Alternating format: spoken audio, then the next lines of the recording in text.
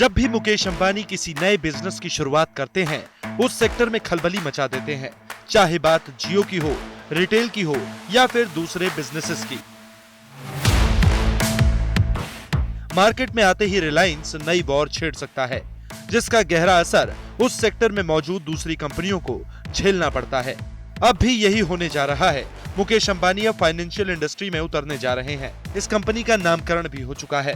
प्रस्ताव के मुताबिक इस कंपनी का नाम जियो फाइनेंशियल सर्विसेज लिमिटेड होगा।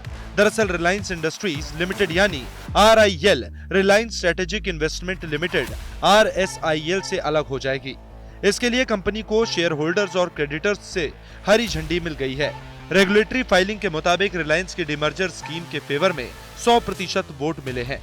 मीडिया रिपोर्ट्स के मुताबिक मुकेश अंबानी जियो फाइनेंशियल सर्विसेज लिमिटेड को दिवाली तक शेयर मार्केट में लिस्ट करा सकते हैं। अब ऐसे में सबसे बड़ा सवाल उठता है कि रिलायंस की नई कंपनी में किन कंपनियों से मिलकर बनेगी।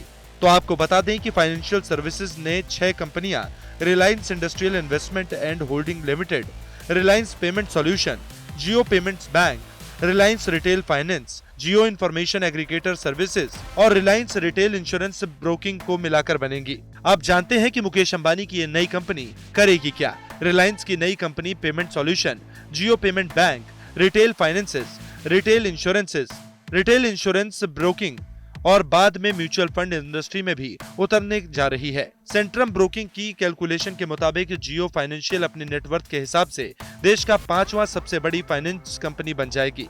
जियो फाइनेंशियल सर्विसेज के बाद कोटक महिंद्रा बैंक और बजाज फाइनेंस का नंबर आएगा। मौजूदा वक्त में NBFC की कुल नेटवर्थ मार्केट वैल्यू के हिसाब से 10.84 लाख करोड़ रुपए आंकी गई है।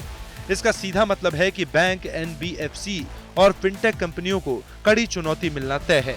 अब ये भी समझ लेते हैं कि जियो फाइनेंशियल सर्विसेज लिमिटेड की जिम्मेदारी किसके कंधों पर है। ICICI बैंक के पूर्व बॉस KV कामत ने रिलायंस में नॉन एग्जीक्यूटिव चेयरमैन के तौर पर ज्वाइन किया है। उनका फायदा अब इस कंपनी में देखने को मिलेगा। जियो फाइनेंशियल KV कामत के शानदार एक्सपीरियंस का फायदा उठाकर NBFC और फिनटेक स्पेस में लीडर बनने की सोच रही है। वहीं MC लैरन स्ट्रेटेजिक वेंचर में टॉप एग्जीक्यूटिव रहे हितेश सेठिया को कंपनी का CEO बनाया गया है। पूरे देश में रिलायंस का कंज्यूमर बेस पहले से ही मौजूद है। एक अनुमान के मुताबिक सभी कंपनियों के कस्टमर को जोड़ दिया जाए तो ये करीब 2 करोड़ होते हैं। इसका मतलब है कि पहले से ही रिलायंस के पास बड़ा कंज्यूमर बेस है। ऐसे में फाइनेंशियल सेक्टर में रिलायंस की एंट्री का सीधा असर पेटीएम और बजाज फाइनेंस जैसी कंपनियों पर देखने को मिलेगा। वीडियो पसंद आया तो हमें लाइक, कमेंट, शेयर और सब्सक्राइब जरूर करें।